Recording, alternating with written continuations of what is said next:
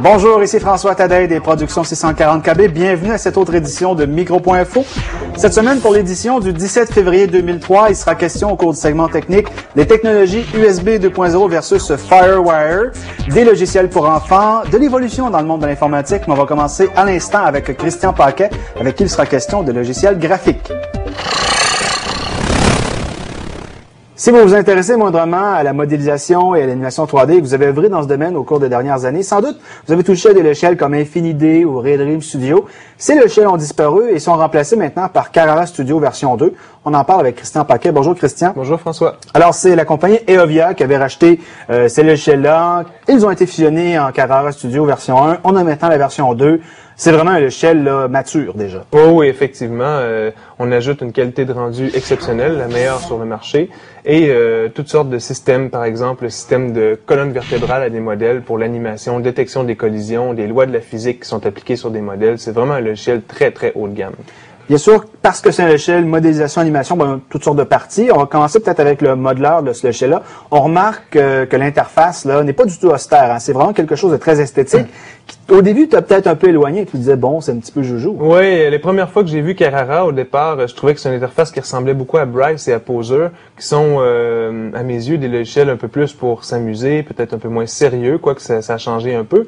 Mais vraiment, avec les fonctionnalités qu'offre Carrara, c'est vraiment un logiciel, même si l'interface peut être un petit peu dure d'approche au départ, c'est une interface qui est vraiment améliorée et des outils qui sont très, très performants. Là. Si on en parle des outils du modeleur, bon, on a les fameuses formes primaires qu'on peut créer. Oui. Qu'est-ce qu'on a ensuite? Donc, on a différentes formes primaires. Comme tu dis, on peut partir d'une sphère, d'un carré, d'un cube. On a aussi des vertex, donc des formes qu'on peut modeler comme de la plasticine un peu. On peut travailler à peu près de toutes les façons avec le texte. On a des formules mathématiques. On peut travailler des formules mathématiques, entrer une formule mathématique et traduire l'objet qui en résulte. On a aussi les métabases, des fameux métabases qui sont l'assemblage de blobs qu'on peut regrouper, additionner, soustraire, garder l'intersection, et ça nous permet de faire des formes organiques vraiment particulières. Et on a l'ajout aussi de différents éléments comme le feu, l'eau, la terre, et même des terrains. C'est l'engin pour modéliser le terrain est aussi performant que Bryce, à peu près. OK. C'est un logiciel qui est quand même assez simple, on pourrait dire, au niveau de l'approche, parce que l'interface, comme on la voit, elle est simpliste. Oui, l'interface est assez simple, mais on peut quand même aller assez loin dans les outils de base, parce que les outils de base nous permettent de créer des formes simples assez rapidement, mais les fonctions qu'on peut extrapoler sont assez poussées. Là. Il y a bien sûr un module d'animation. Oui. Il est bien fait aussi. Oui, le module d'animation offre un séquenceur toujours aussi beau, toujours facile à utiliser, très bien présenté avec toutes les fonctions qu'on peut retrouver. Et en plus, on a l'ajout justement de modèles de squelettes dans les objets qui nous permettent d'établir des contraintes dans les mouvements de nos objets. Donc, on pourrait prendre un personnage ou par exemple un petit fantôme et lui attribuer un squelette et ensuite de ça tirer sur les membres, le déplacer et même attribuer des contraintes de déplacement. Je veux pas que le bras aille plus loin que ça, je veux pas qu'il aille plus loin que ça. Et ensuite de ça, on pourrait tirer sur un membre puis le personnage suivrait en conséquence. Et ça, ceux qui font de l'animation 3D le savent, ça a toujours été quelque chose d'un petit peu difficile. Oui. Et dans ce logiciel-là, ils ont vraiment simplifié ça. C'est vraiment très, très bien fait. Là, pour attribuer un squelette à un modèle, là, j'ai jamais vu une aussi grande facilité à le faire. Et on a ensuite même les détections des collisions et les lois de la physique qui sont appliquées. Je peux dire de quel type de matériau il s'agit. Par exemple, une boule de plastique, lui donner une force, puis la tirer sur le mur.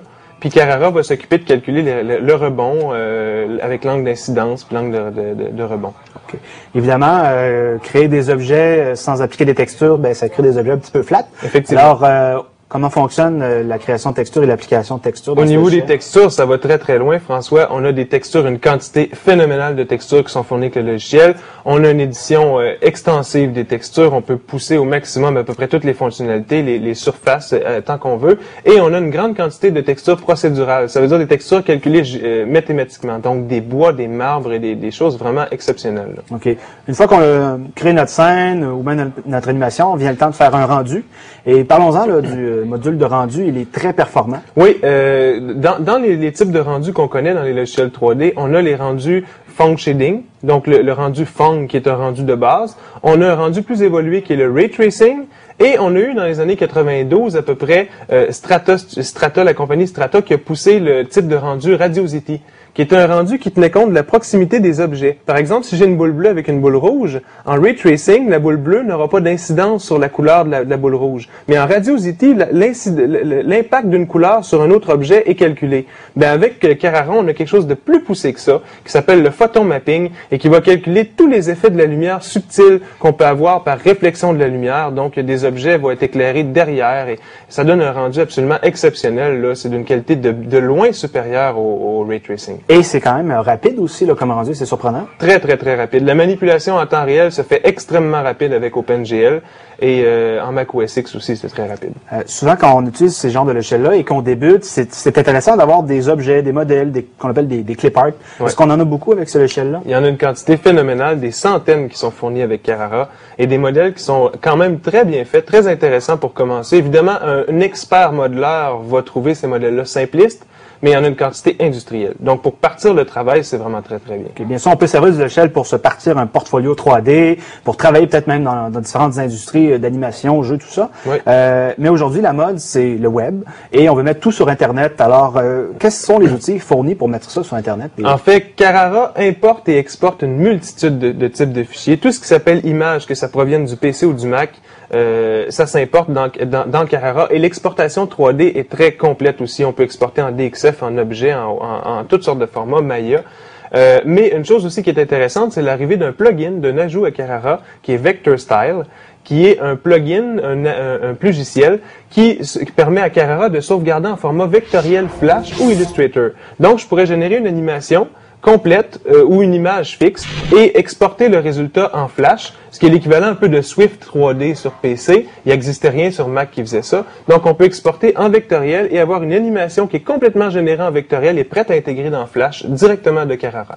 Et ça, c'est peut-être une force de ce logiciel-là parce qu'évidemment, aujourd'hui, le Flash ou tout ce qui est web, c'est très utilisé, puis c'est bien de pouvoir l'exporter à ce moment-là. Oui, effectivement. Puis le type de rendu est excellent aussi. Ben d'accord. Ben Christian, merci beaucoup de nous avoir présenté ce logiciel de la compagnie Eovia. Au plaisir, François. Cette portion d'émission vous est présentée par Info Unique, le détaillant en informatique, en électronique et le centre de services de la région de Québec, qui depuis plus de 12 ans mérite la confiance des particuliers et des entreprises. Info Unique, un partenaire de choix pour vos besoins de la nouvelle ère digitale. On va y aller maintenant d'une petite chronique réflexion informatique. On va se pencher sur l'industrie avec Alain Moteur. Bonjour Alain. Bonjour François. Alors, on suit cette industrie depuis de nombreuses années, même depuis qu'on est très jeune et qu'on s'intéresse à ça. Et on constate qu'il se passe un phénomène assez intéressant, c'est que la demande l'an dernier a été complètement renversée. Les ordinateurs ont commencé à chuter au niveau des ventes. Donc ça amène l'industrie à se poser des questions. Puis quel genre de questions que l'industrie se pose actuellement? Ben, l'industrie, moi, je pense qu'ils vont commencer à se poser la question à qui ils vont vendre leurs nouvelles technologies. C'est sûr qu'il y aura toujours des clients pour acheter ce qu'il y a de nouveau, mais on voit un phénomène depuis les 2 dernières années, et peut-être qu'il y a des gens qui vont se reconnaître, qui sont individuels à la maison. Vous avez acheté un ordinateur en fin 2001, vous avez dit, j'aimerais ça qui dure 3 ans. Ben, bravo, vous avez gagné. Ça va fonctionner pour la première fois depuis des années. Pourquoi? Parce qu'on est rendu avec un niveau technologique, matériel, tellement performant que l'industrie du logiciel, qui était autrefois ce qui stimulait la vente, le jeu en particulier pour la maison, eh bien, le jeu, il est en retard de presque 2000 MHz sur ses exigences minimales par rapport à ce qu'on trouve en marché aujourd'hui. Oui, parce qu'on regarde sur les boîtes de jeux, on voit qu'est-ce qu'on demande comme processeur et effectivement, il y a un écart incroyable avec ce qui se vend aujourd'hui. Il y a des jeux pourtant qui demandent encore des plus grosses machines. On va en voir d'ailleurs aujourd'hui et ça, c'est peut-être des problèmes d'optimisation. Un autre phénomène qu'on peut relier à ça, c'est les ventes au niveau des jeux et l'échelle PC multimédia ont diminué pour la première fois en Amérique du Nord depuis 7 ans. Et là, on passe vraiment à 400 millions de dollars de moins de ventes. Donc, s'il y a moins de produits sur le marché qui demandent des nouvelles machines, encore une fois, moins de ventes de nouvelles machines. Ah oui, c'est un effet là qui va s'englober puis qui va s'additionner à tout ça. Mais surtout, même les gros jeux, comme tu parlais d'aujourd'hui, le nouveau Unreal Tournament qui vient d'arriver en marché, demande du 733 et recommande 1 gig ou plus. Mais là, on est rendu à 3 gigs dans le marché. Alors, on est largement au-delà de tout ça. Les gens moyens vont utiliser un disque dur de 40 gigaoctets. Vous avez des 350 gigaoctets dans les catalogues et c'est disponible au jour le jour si vous faites des commandes spéciales. Mais votre magasin du coin de la rue ne le gardera pas parce qu'il n'y a pas espoir de le vendre avant qu'il perde une valeur astronomique. Mais la technologie, elle est là, elle existe, elle est disponible au jour le jour, mais il n'y a rien pour l'instant qui est en mesure de l'exploiter, à part au niveau professionnel, dans l'infographie, la vidéo temps réel, qui sont des cas exceptions, qui avaient besoin de cette aide-là depuis longtemps. Ou les centres de recherche qui ont besoin de faire des calculs astronomiques et que le rendu prenne moins de temps, c'est une économie de temps importante à ce moment-là. Oui, mais là, on parle d'usage industriel. Oh, oui, industriel. Si on regarde les processeurs plus précisément, on voit dernièrement, Intel est arrivé avec le 3 GHz. AMD a lancé, le fameux Barton, donc le Athlon 3000 XP. Alors, c'est pas tout à fait 3 GHz, mais on s'en rapproche. Mais encore aujourd'hui, on peut se procurer des processeurs beaucoup moins rapides, ce qui n'était pas le cas autrefois. On discontinuait rapidement les vieux processeurs. Ah oui, on arrivait, je prends un exemple, en août 2001, l'ordinateur moyen qui se vendait était aux alentours de 1200, même 1000 à 1333, disons. Et au même moment dans le marché, vous étiez capable d'avoir du 750-800. Aujourd'hui, on est capable d'avoir du 3000 et vous pouvez encore avoir en fin de ligne des 1300 MHz.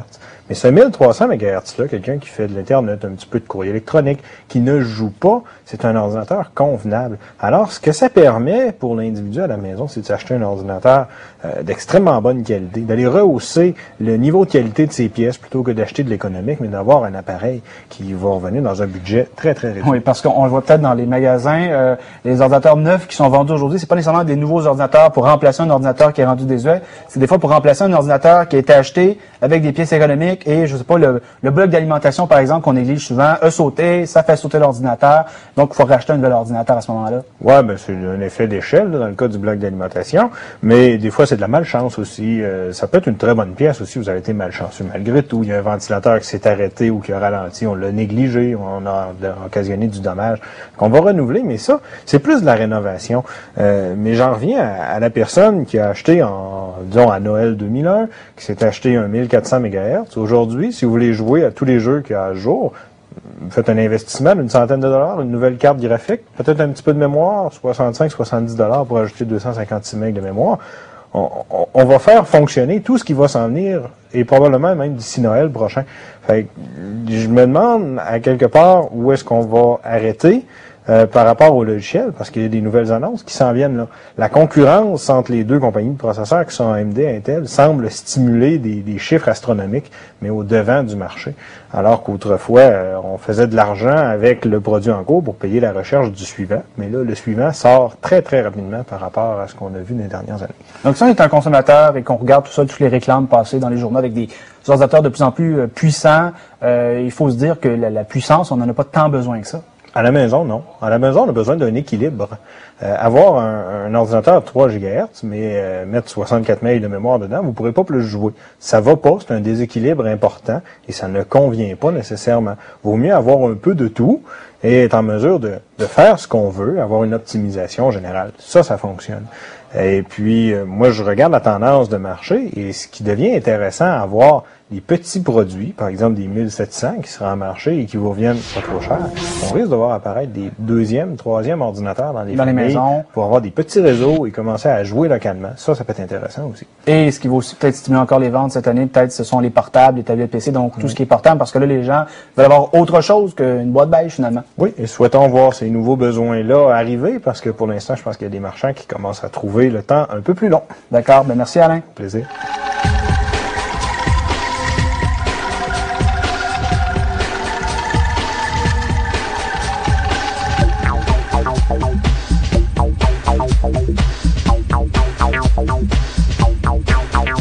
Il va être question maintenant de logiciel pour enfants avec Audrey Miller qui a évalué des tout nouveaux titres tout frais, tout chaud. Bonjour Audrey. Bonjour François. Alors le premier titre dont on va parler, c'est la boîte à bidules de l'oncle Ernest. Donc une nouvelle aventure, encore une fois, de l'oncle Ernest qui est très connu quand même des enfants parce qu'on a eu plusieurs titres, je pense 3 jusqu'à présent. Oui, on a déjà eu 3 jeux qui s'adressaient aux 8 à 12 ans. Cette fois-ci, on vise les plus jeunes. On s'adresse aux 5 à 8 ans.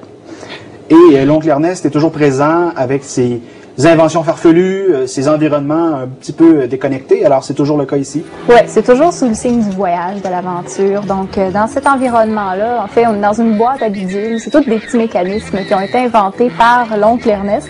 et qui se sont mis à mal fonctionner. Et là, notre but, c'est d'aller réparer un peu tout ça pour délivrer en bout de ligne une petite fille qui est prisonnière de cette machine. Évidemment, l'Oncle Ernest, comme on l'a mentionné tout à l'heure, c'était une série avant qui s'adressait aux adolescents. Là, on vise un public un peu plus jeune. Est-ce que la transition d'un public à l'autre est réussie? Oui, moi je crois que la transition est réussie parce qu'on va aborder un peu le même style de jeu comme on reparle à chaque fois tout ce qui s'adresse aux 5 à 8 ans, mais dans un environnement qui est totalement farfelu. On marie la vidéo avec la 2D, un peu de 3D. C'est vraiment super bien intégré, c'est original. Les activités qu'on nous propose ne sont pas toujours super innovatives comparées à ce qu'on a déjà vu, mais c'est toujours présenté dans un cadre qui est vraiment inouï, là, c'est superbe. Et puis, une belle pédagogie qui va viser surtout la logique, l'apprentissage de la logique et la réflexion un peu pour en arriver à un but, à une quête. Il n'y a pas de partie qui est très mathématique, tout ça, là. C'est une aventure qui est très bien intégrée. Peut-être nous parler un petit peu des différentes activités qu'on trouve dans l'échec. Quelles sont-elles? Ben, en fait, comme je disais un peu tout à l'heure, c'est des types d'activités qu'on retrouve moins dans les autres formes de jeu. Par exemple, on va avoir un magicien qui est là, qui fait des bulles. Puis là, on demande à l'enfant de cliquer sur la bulle qui contient, disons, telle forme. Par exemple, laquelle contient un ballon de basket orange. Donc là, on a les couleurs, les formes et tout ça un peu intégré. Puis, beaucoup de dextérité de souris, par exemple, déplacer un personnage dans un jeu, tout ça. On va maintenant passer à deux autres produits qui proviennent d'une même compagnie, qui est Eulabi Entertainment. Peut-être que personne ne connaît cette compagnie-là, qui est éditée au Québec par Kutoka, qu'on connaît très bien parce qu'ils ont livré la souris Mia. Alors, peut-être parler d'abord un petit peu de cette compagnie-là. Qu'est-ce qu'ils ont fait avant de fonder cette compagnie-là? Ben, en fait, Eulabi Entertainment a été fondé par les fondateurs de Humongous, qui nous avaient donné Pouce Pouce, Marine Malice et Pyjama Sam, entre autres. Tous des logiciels qu'on avait beaucoup aimés, des jeux, en fait. Et puis, cette fois-ci, bon, les deux premiers titres de la série, on commence avec Moop and Dreadly, qui sont une espèce de... C'est une aventure qui rappelle un peu Monkey Island, pour ceux qui connaissent ça. Le principe est le même. On a un capitaine, un moussaillon qui débarque sur une île à l'enquête d'un trésor.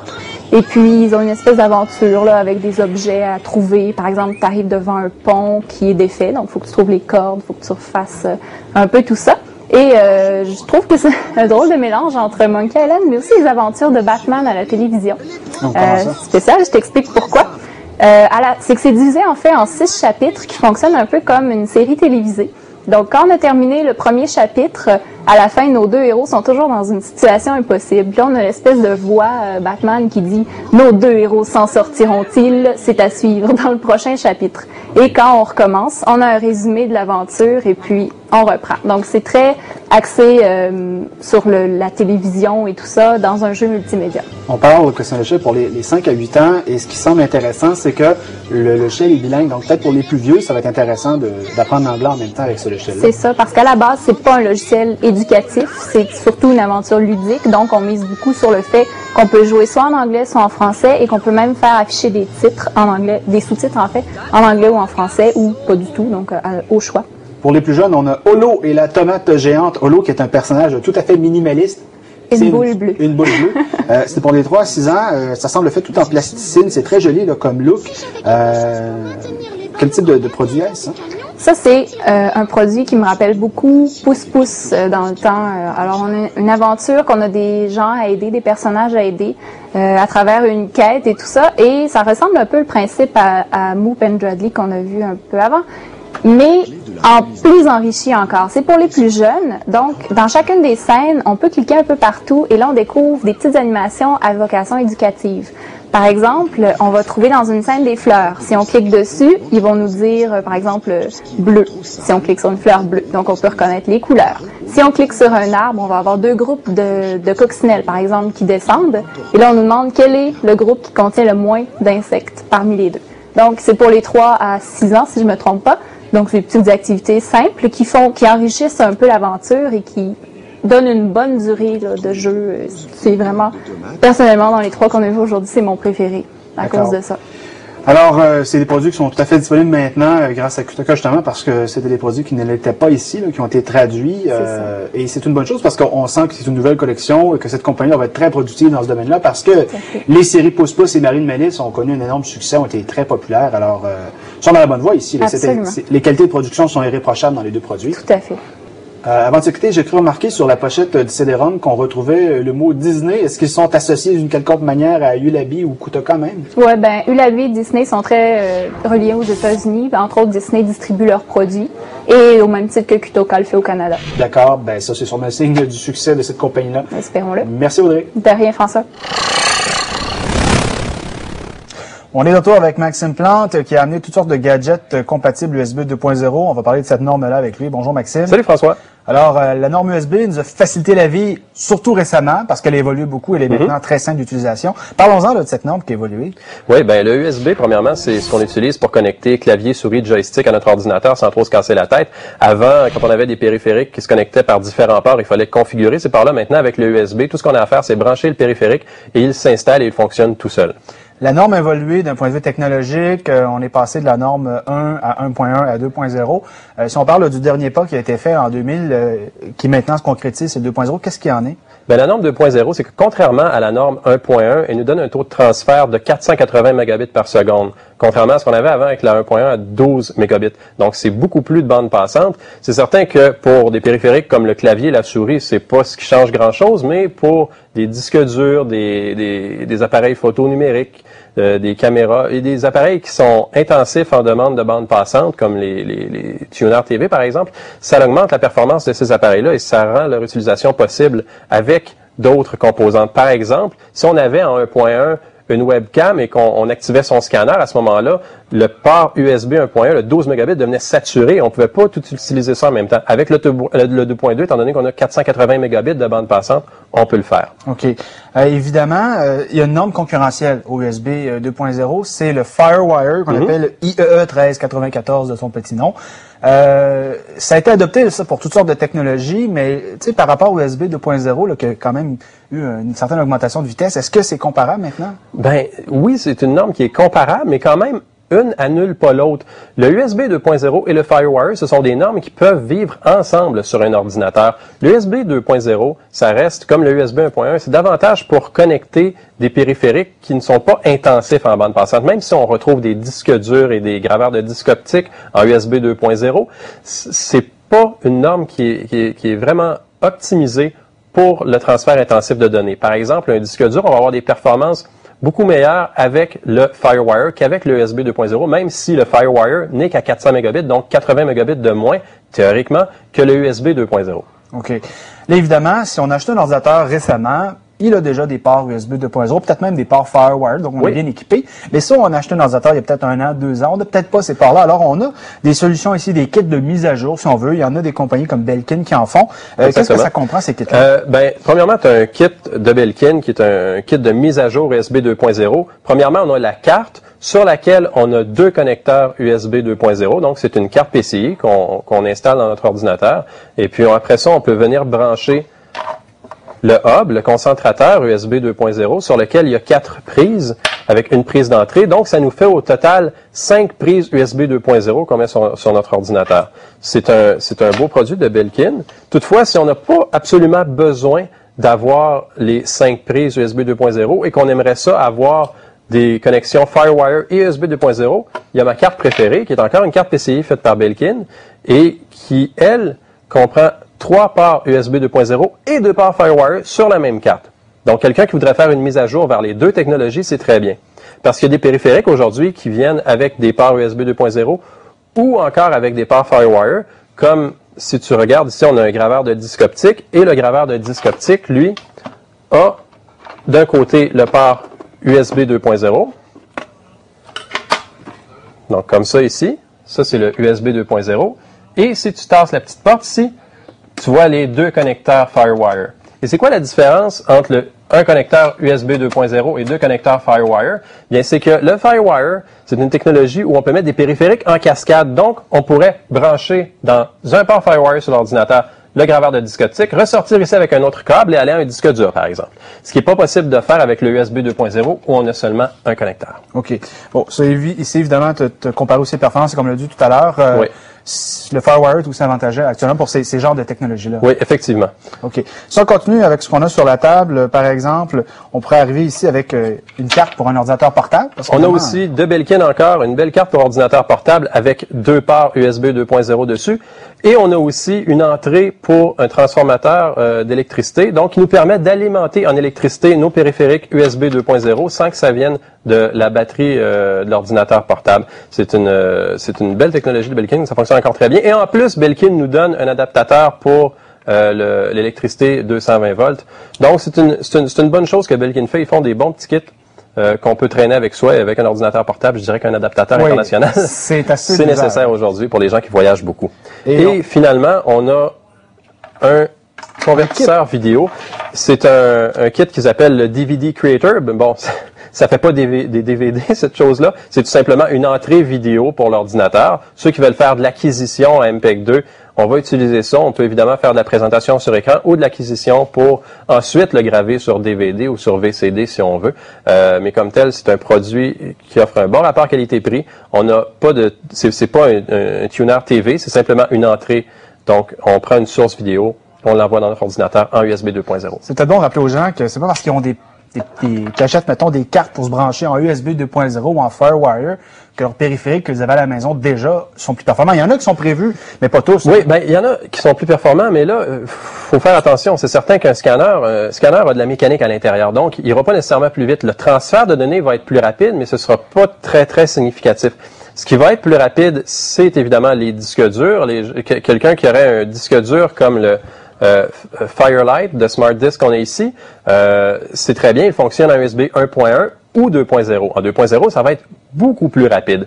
Et le disque dur Firelight qu'on a ici est disponible soit en version USB 2.0 ou en version FireWire. Ce qu'on peut faire, si on achète la version FireWire, on peut évidemment les brancher en cascade, on va avoir un meilleur taux de transfert de données qui est quand même très proche de ce qu'on a en USB 2.0. Et le USB 2.0, il va nous permettre d'avoir un taux de transfert raisonnable, respectable, mais qui va être vraiment beaucoup plus grand que ce qu'on retrouve avec le USB 1.1. Ça, c'est un disque dur en passant. Je trouve ça très pratique pour les étudiants qui s'achetaient il y a quelques années des zip drive. On dépensait un $300 sur un zip drive et puis c'était quand même assez lent. Il fallait s'acheter des disquettes en plus. Là, on a 20, 40 ou 60 gigs qu'on peut traîner sur un disque dur de ces grosseurs-là. C'est très petit et c'est beaucoup plus rapide que ce qui était un zip drive. D'accord. Donc, en résumé, la norme USB 2.0, c'est quand même une norme qui accélère un peu le processus. C'est stable, sauf que on n'élimine pas la norme FireWire qui est à côté. Donc, on va vivre avec les deux normes pour un certain temps. Les gens qui recherchent la performance pure du transfert intensif de données, on va s'en aller vers FireWire. Et quand même, sur l'ordinateur, pour les périphériques de tous les jours, c'est le USB 2.0 qui va être là. D'accord, ben Maxime, merci beaucoup. Ça me fait plaisir. Nous, maintenant, on va vous présenter les créations de la semaine dans le cadre du segment Affichez vos pixels. Affichez vos pixels vous est présenté par le Centre national d'animation et de design. Au Centre NAD se côtoient depuis 10 ans les professionnels de l'imagerie numérique d'aujourd'hui et les artisans de demain. Ouvrez l'œil sur les informations professionnelles les plus complètes de l'industrie. Contactez-nous pour une visite guidée. Affichez vos pixels se veut une vitrine pour les artistes québécois de l'imagerie numérique. Voici les créations de la semaine.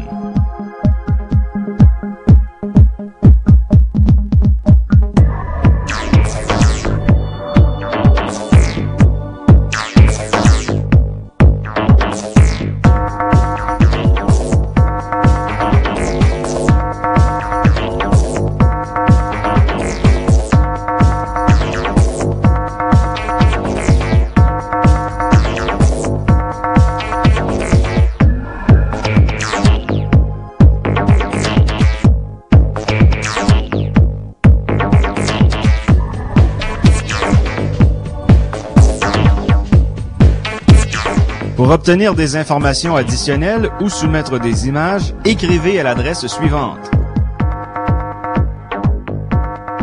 Au cours du segment jeu qui commence à l'instant, il sera question de jeux Xbox tels que Devil Live Extreme Beach Volleyball, Panzer Dragoon Horta, Unreal Championship, mais aussi de jeux PC tels que Unreal 2, ainsi que l'expansion du jeu Battlefield 1942.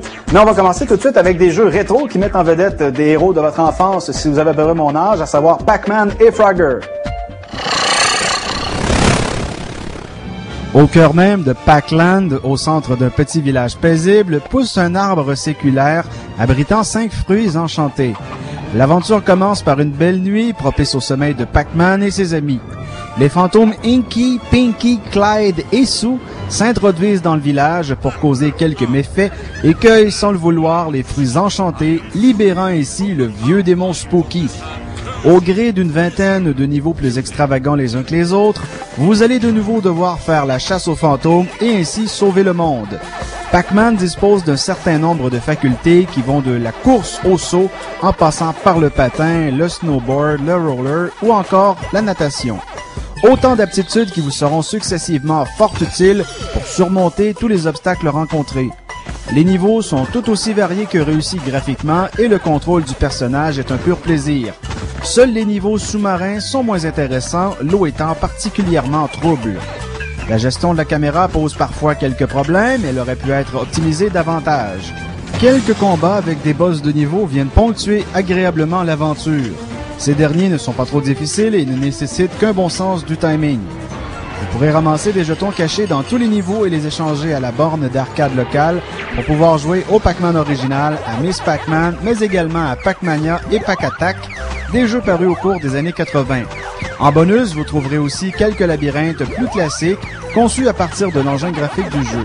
Considérant que l'aventure offre moins d'une dizaine d'heures de jouabilité, tous ces bonus seront donc appréciés que vous procuriez le jeu sur PlayStation 2, GameCube ou Xbox. Ceux qui possèdent la Game Boy Advance peuvent aussi se procurer Pac-Man Collection, une compilation qui comprend 4 jeux dont le Pac-Man original 100% rétro avec le même graphisme et les mêmes effets sonores que l'on peut jouer en mode plein écran ou en mode rapproché. Pac-Mania est quant à lui une version 3D du jeu de base où il est permis de sauter et où vous ne pouvez voir qu'une portion de l'écran à la fois, ce qui a pour effet de rendre plus difficile l'anticipation du trajet des fantômes. Pac-Attack est un mélange entre Pac-Man et Tetris, avec des figures géométriques dégringolantes agrémentées de gloutons et de monstres s'entre-dévorant et modifiant à chaque festin la structure de l'amas de cubes empilés. Enfin, Pac-Man Arrangement reprend le même concept que le Pac-Man original, à ceci près que son graphisme est grandement amélioré et que quelques fonctions bonus ont été ajoutées, telles des accélérateurs, des téléporteurs, etc. Pac-Man Collection est un indispensable pour les nostalgiques. Le batracien le plus agile de l'univers des jeux vidéo est de retour dans Frogger Beyond, un titre qui nous vient tout droit de chez Konami et qui est disponible sur PC, GameCube et Xbox. L'aventure débute au moment même où Frogger est convoqué par le Conseil des Anciens le jour de son anniversaire. Puisqu'il a atteint l'âge de 12 ans, il doit s'acquitter des rites de passage lui permettant de passer de l'enfance à l'adolescence.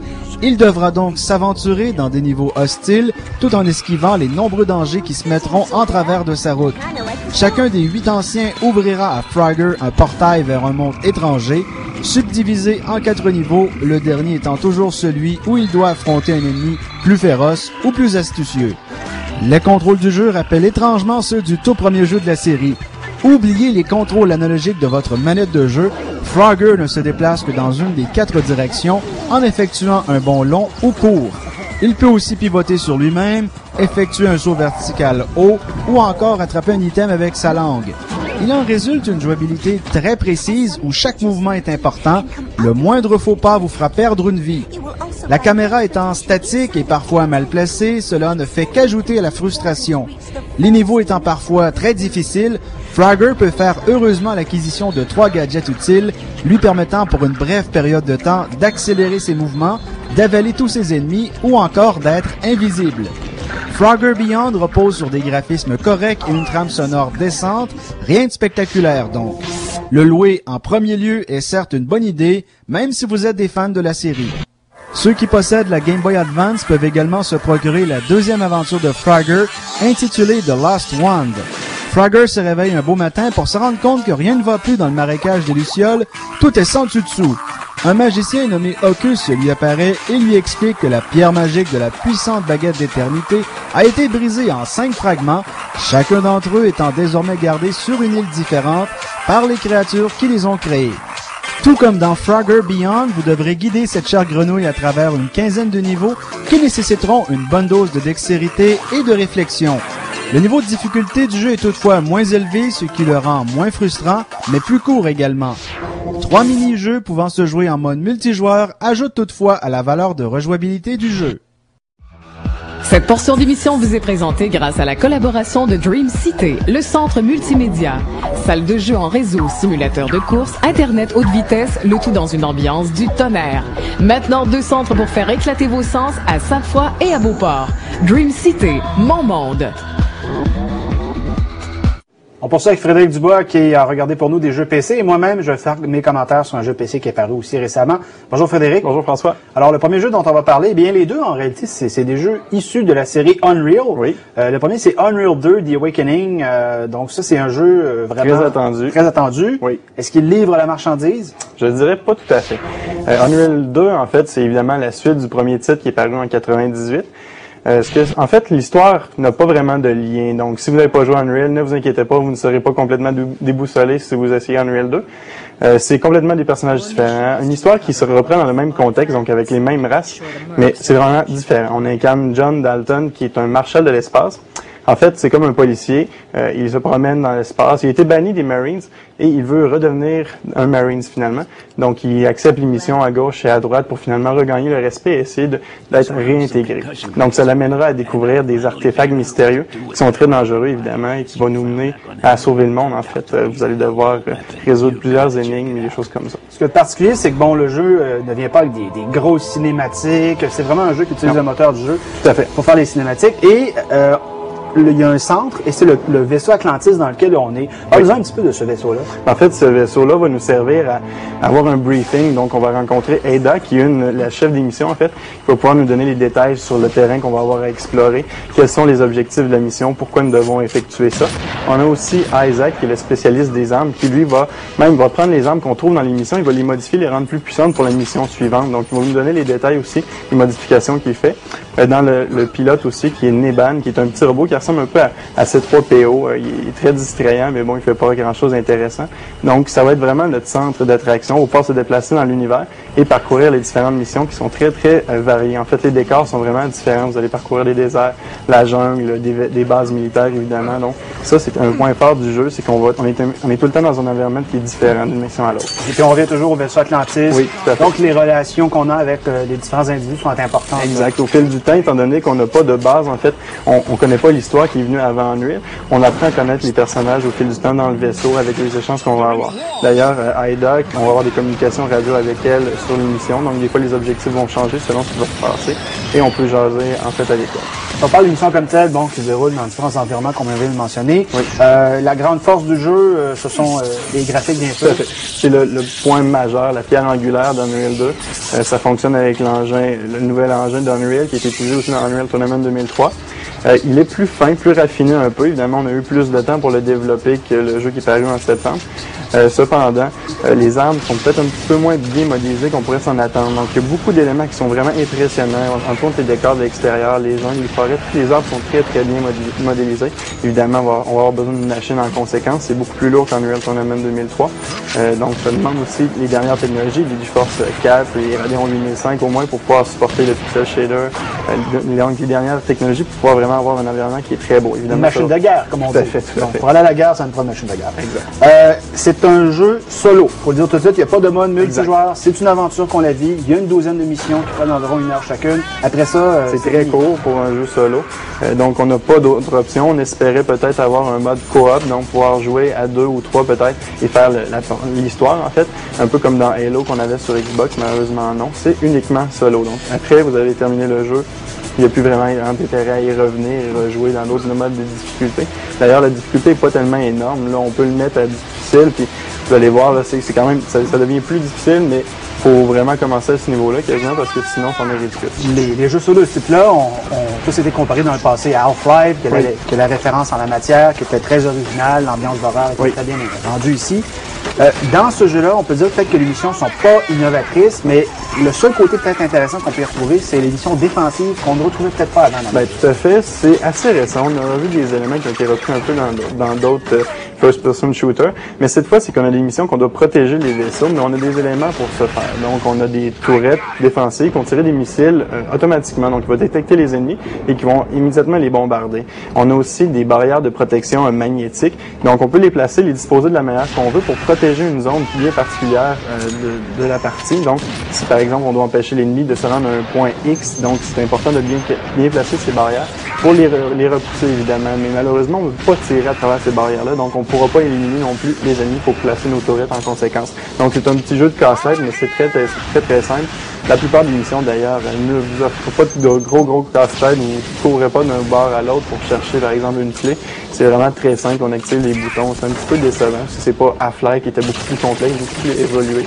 D'ailleurs, l'intelligence artificielle des ennemis est vraiment là, et même pas encore au niveau de ce qu'on avait vu dans Half-Life.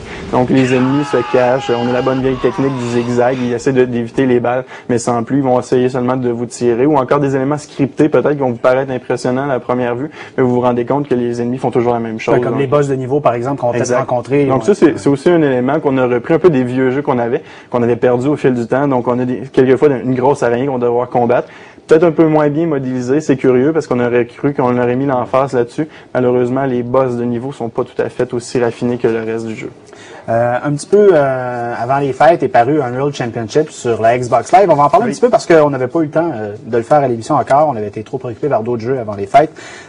Comme c'est un jeu de la série Unreal, on en parle aussi. Oui. Qu'est-ce qu'on peut dire sur cette version-là? En fait, on pourrait quasiment qualifier Unreal Championship d'un part. En fait, c'est Unreal Tournament 2003 qu'on a remodelé légèrement et qu'on a porté sur la Xbox, même si Microsoft veut que ce soit un jeu tout à fait exclusif, ça ne l'est pas.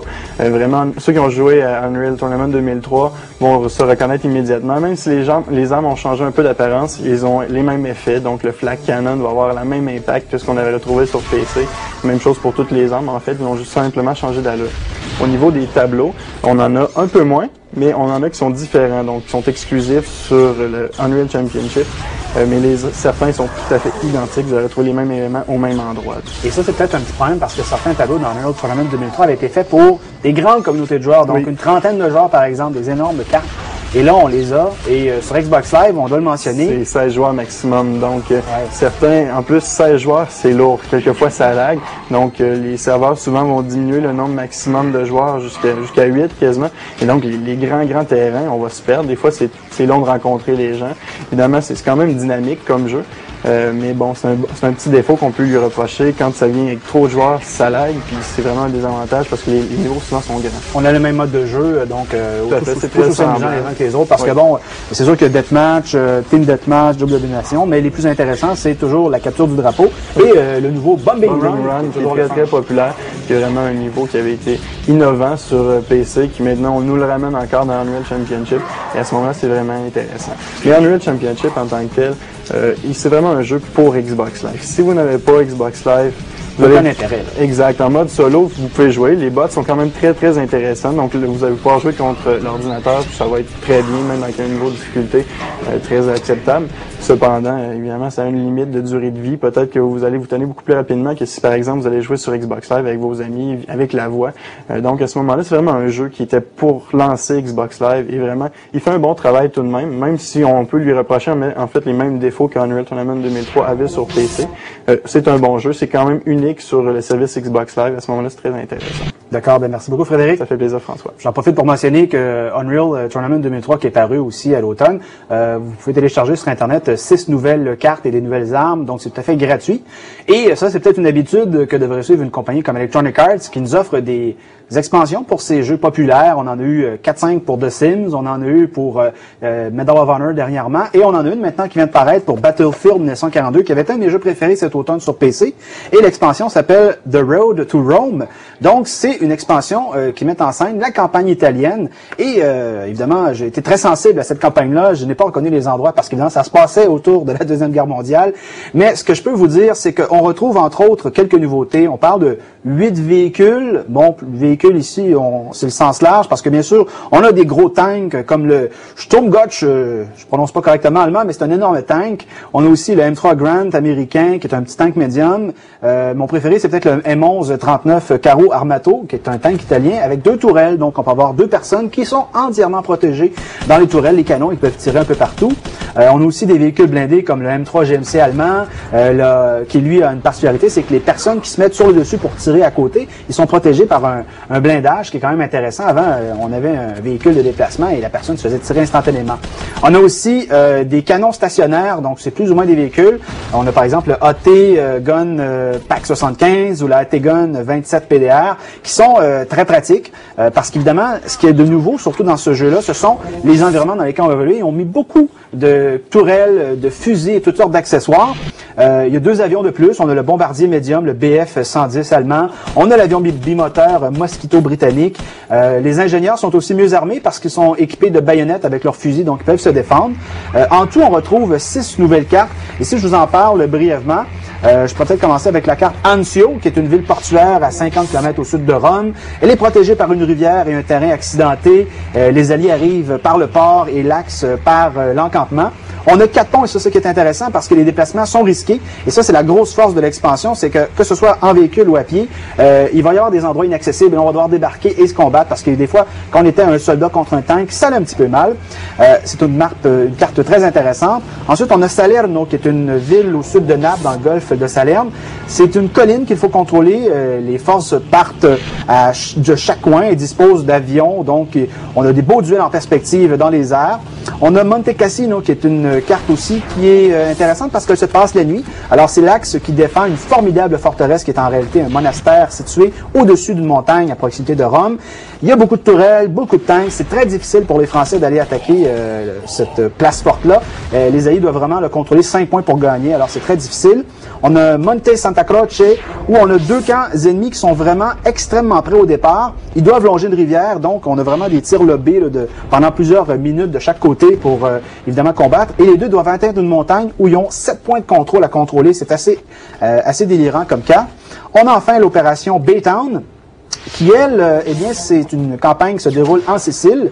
Les Alliés débarquent de la plage en Sicile et les forces de l'Axe en Calabre, qui est dans le sud de l'Italie. C'est vraiment l'invasion définitive de l'Italie par les Alliés. Le terrain est en pente accidentée. D'ailleurs, il y a vraiment d'énormes chemins qu'on va emprunter dans les montagnes. C'est vraiment très bien fait. C'est une expansion qui vaut la peine si vous voulez investir les 30$, mais si vous avez été vraiment fan de Battlefield 1942, parce que ça ne propose pas grand-chose de nouveau, à part ces cartes-là, qui coûtent 30$, contrairement à celles d'Unreal Tournament 2003, qui sont gratuites. Maintenant, on va vous présenter un reportage qu'on a tourné avec Jack Poulin, qui va nous parler de 2 jeux pour la console Xbox.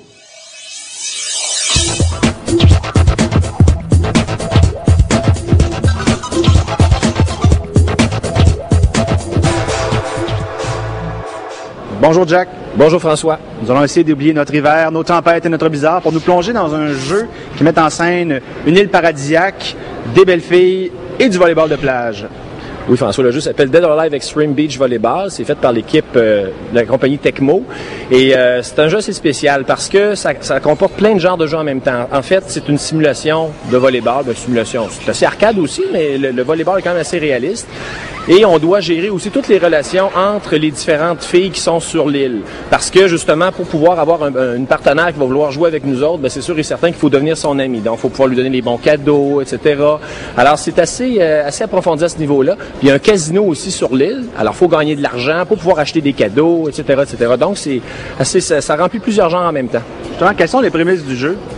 Les prémices du jeu, justement, c'est de développer l'amitié. Alors, si par exemple, au départ, tu commences, puis t'as pas d'amis sur l'île, alors là, tu vas au casino, tu gagnes de l'argent, et là, avec cet argent-là, tu achètes des cadeaux. Il faut que tu devines, justement, quel genre de cadeau va plaire à certaines joueuses ou certaines filles qui sont sur l'île. Puis il y en a carrément où tu leur offres des cadeaux, puis ils disent, bon, ben moi, je le veux pas, je le tire à la poubelle. Puis là, tu dis, bon, ben là, j'ai toujours personne pour jouer au volleyball. Alors, ce qui est assez spécial, c'est que quand tu arrives sur cette île-là, ben, tu es en vacances pendant 2 semaines. Et moi, quand j'ai joué, après 6 jours, j'avais toujours pas de partenaire. J'avais pas joué un match de volleyball parce que j'avais pas réussi à me faire d'amis encore. Fait que c'est spécial. Mais à 6e journée, il y en a une qui voulait être mon ami. Puis là, on a commencé justement là à affronter d'autres joueuses. Là. Et ça, c'est l'île de Zach. Alors peut-être pour préciser un peu ce personnage-là, qui est-il? Oui, Zach, c'est un des combattants justement du jeu de combat Dead or Alive qui était sorti la journée numéro 1 sur la console Xbox lors du lancement. Et à la fin, justement, quand on utilise Zach dans le jeu Dead or Alive, à la fin, il y a une cinématique où on le voit remporter plein d'argent au casino. Et avec cet argent-là, justement, il a réussi à acheter une île. Et pour des raisons qu'on ignore, il a invité seulement les combattantes de Dead or Alive et non les combattants. Mais c'est assez agréable à regarder. D'un point de vue technique, le jeu est irréprochable. C'est vraiment, ils ont vraiment retravaillé les modèles de Their Live et c'est beau à regarder. Oui, c'est très beau. Les paysages sont très beaux. Les personnages le sont également. Ce qui est intéressant aussi, François, au niveau de les mouvements des joueurs, tout est tellement crédible. Les pas dans le sable, etc. Le sable va se déformer justement au passage des joueurs. La façon qu'ils vont regarder le ballon, c'est jamais... Tu n'as jamais un personnage, par exemple, qui regarde de face, puis le corps est dans l'autre position. Tout est très, très crédible de la façon que c'est présenté. Puis ce qui est vraiment bien aussi, c'est au niveau de la jouabilité. Quand on commence à jouer, au départ, la prise en main est presque instantanée. On est capable de faire des échanges. Puis là, plus on joue, plus on réalise qu'il y a de la profondeur, la façon que je vais peser sur le bouton, la force avec laquelle je vais faire, la rapidité avec laquelle je vais faire, la position que mon personnage va être positionné, va affecter justement le déroulement de la partie. Alors, c'est très technique. Pour les joueurs plus avancés, là, il y a beaucoup de profondeur. Puis pour les gens qui commencent à jouer, déjà, on peut déjà s'amuser au départ. Bien sûr, on sent que c'est un jeu d'inspiration typiquement japonaise, avec le style, aussi plein de mini-jeux, par exemple. Oui, il y en a entre autres, là, que ça se passe dans une piscine. Il y a des petits, je dis des petits taux, des coussins assez gros, des coussins soufflés, qui sont à une distance variée. Et le but, justement, c'est de traverser la piscine en courant ou en sautant sur ces coussins-là. Alors, ils ont utilisé justement une fonction du contrôleur Xbox, le PlayStation 2 aussi a ça, c'est quand plus on pèse fort sur un des boutons, plus l'action va être rapide ou plus le mouvement va être prononcé. Alors, des fois, il y a des coussins qui sont très rapprochés, il faut peser juste un petit peu. Des fois, le coussin va être un peu plus loin, il faut peser plus fort. Alors, ça donne c'est assez amusant à faire. Moi, au début, je voyais ça, je me disais, bon, ça va être plate, je vais l'essayer 2 fois puis je vais me tanner. À ma grande surprise, j'ai passé pas mal de temps là-dessus. J'ai trouvé ça intéressant. Ça prend du talent, c'est pas évident. Quel genre de clientèle va apprécier ce jeu-là? Parce qu'on le voit, c'est un jeu très varié. C'est pas juste un simulateur de volleyball, là, plus que ça, là. Non, la clientèle va apprécier ce jeu-là, François, ça va être les voyeurs, les gens qui aiment les jeux de sport, les gens qui aiment le jeu, le genre casino, parce qu'il y a une simulation de casino qui est très bien faite. On a du blackjack, on a du poker, on a la roulette, on a également des machines à sous, des slot machines. Alors, même les gens qui aiment jouer au casino là, vont beaucoup apprécier ça, là. On va passer dans un jeu qui est dans un tout autre registre, qui est peut-être un peu plus intéressant, parce que bon, dans la version Volleyball, c'est assez particulier comme jeu. Ouais. Panzer Dragoon Orta de Sega, ça c'est un succès sur toute la ligne. Oui, François, c'est vraiment réussi. Moi, quand j'ai essayé ce jeu-là, à la base, je m'attendais pas à grand-chose dans le sens que, oui, je savais que le jeu techniquement était très, très réussi, sauf que c'est un jeu de tir sur rail. C'est-à-dire que notre dragon va toujours dans la même direction. En fait, on peut décider s'il va en haut, en bas, à gauche, à droite, mais on est toujours poussé dans la même direction. On peut pas vraiment aller en arrière, revenir sur nos pas. Mais c'est tellement, tellement, tellement réussi que je suis obligé de lever mon chapeau et de conseiller ce jeu-là. C'est même ceux qui sont plus ou moins amateurs du genre, je leur dirais, allez au moins le louer, puis après ça, décidez si vous l'achetez ou pas. Et ceux qui sont amateurs de ce genre-là, c'est même pas une question. Parce que bon, la série Panzer a connu un très gros succès sur Saturn, 3 épisodes. Et là, on arrive avec un nouvel épisode aussi, un nouveau personnage, Orta. Alors, qui est ce personnage? Ben, au début du jeu, écoute, moi je l'ai joué peut-être, j'ai fait à peu près la moitié du jeu. Au début, on réalise là qu'elle est dans une prison. Il y a 2 dragons de toute évidence qui veulent du mal, qui arrivent et qui viennent pour la brûler. Ben, à ce moment-là, il y a un autre dragon qui arrive et là, elle embarque. Et ce dragon-là tue les 2 dragons qui voulaient faire du mal à Orta. Et là, elle embarque sur son dos. Puis là, t'as toute l'histoire qui se met en branle justement, où là, on nous explique que bon, les forces du mal ont pris possession de telle planète, tout ça. Alors, à d'autres dragons, elle doit courageusement justement là aller régler les problèmes. Évidemment, à d'autres dragons, 3 dragons différents sont disponibles. Comment est la jouabilité dans ce jeu? Oui, ça c'est justement très intéressant. C'est parce que tu as justement trois dragons différents. C'est-à-dire que juste en pesant sur le bouton Y, le bouton jaune, automatiquement ton dragon va changer de forme. Il y a une version du dragon qui permet justement d'aller beaucoup plus doucement, mais d'avoir des missiles qui sont plus puissants.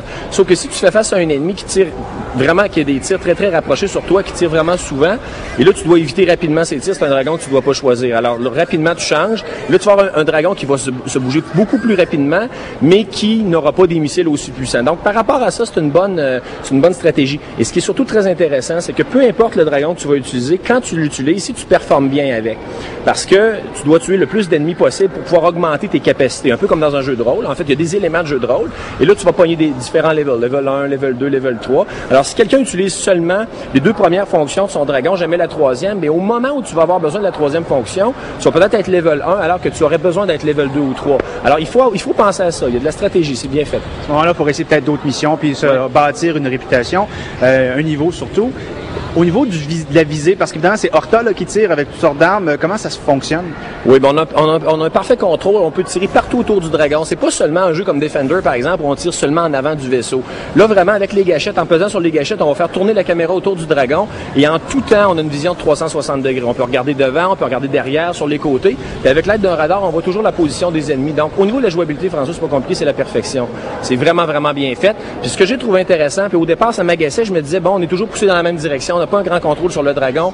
En fait, ce qu'il voulait faire, c'était qu'on se concentre sur le tir. C'est un jeu de tir avant tout. On n'a pas à se préoccuper de est-ce que je vais accrocher le sol, est-ce que je vais accrocher un mur, est-ce que je vais frapper le plafond.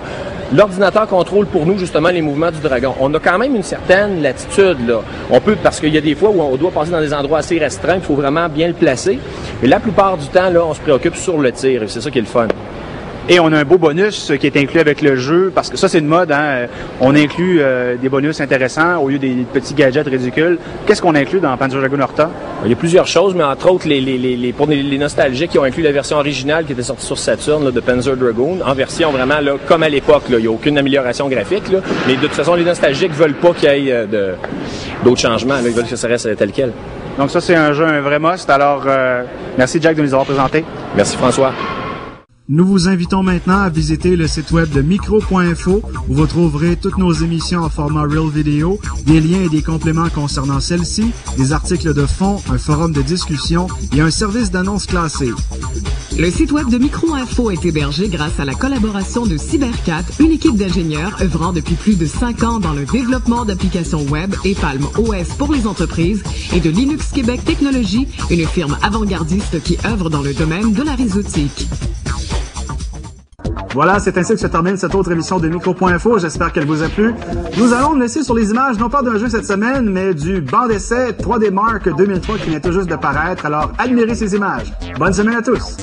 Les éléments de décor ont été gracieusement fournis par Flymeuble et les équipements informatiques par Info Unique.